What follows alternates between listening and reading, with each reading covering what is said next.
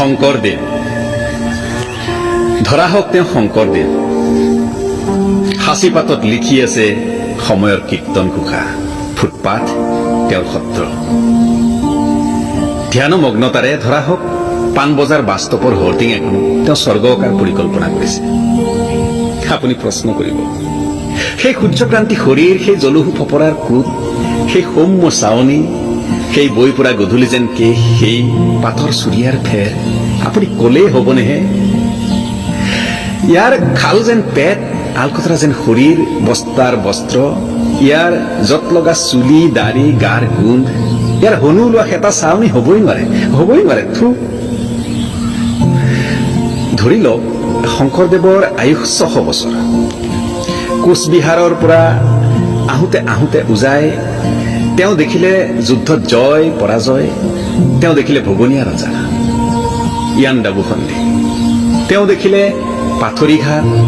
কুশল কোঁৱৰৰ ফাঁচি তেওঁ দেখিলে স্বাধীনতাৰ যুদ্ধ কানিৰ প্ৰচলন তেওঁ দেখিলে ভাষাহীনতা জোনাকীৰ জন্ম তেওঁ দেখিলে কবিৰ গোলামী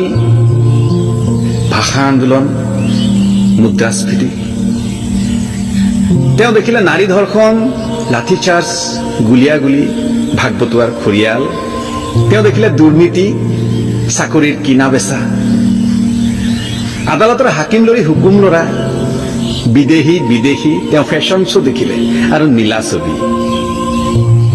দেখি তেওঁ হল বলিয়া বুবা অন্ধ বধিৰ এদিন ঢকুৱাখানাত থাকি আহিল তেওঁ দেখিলে শ্বহীদৰ দীঘল লিষ্ট সাংবাদিকৰ ফচহু ভুৱা খবৰ তেওঁ নিৰ্বাসিত হল অশ্বক্লান্তৰ ফুটপাথলৈ ইয়াতে তেওঁৰ কৃষ্ণই জিৰাইছিলে খন্তেক তেওঁ ভোকহীন হল জাৰ্জহীন তেওঁ টোপনিহীন হল জৰাহীন যন্ত্ৰণাহীন 600 বছৰ বুৰঞ্জীয়ে তেওঁক কৰি তুলিলে ঈশ্বৰ কঙাল ঈশ্বৰ নপুংসক ঈশ্বৰ তেওঁ শংকৰদেৱ নহয় বুলি আপুনি ক'ব নোৱাৰে যিহেতু তেওঁই দি গৈছে আপোনাক জন্মান্তৰৰ বিশ্বাস তেওঁৰ ঘৃণনীয় দিন যাপনক আপুনি ঘিণ কৰিব নোৱাৰে যিহেতু তেওঁই কৈ গৈছে আপোনাক কুকুৰ চিগাল গদৰ্ভৰ আত্মাৰা ধৰা হওক কাৰ কি লাভ কি লছ